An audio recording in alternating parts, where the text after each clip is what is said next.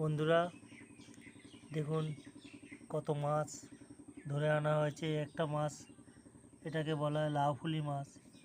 মাছটা অনেক বড় বড় হয়, 5 কেজি 4 কেজি সাইজের হয়। দেখুন সব জ্যান্ত মাছ, সব মাতলা নদীর মাছ।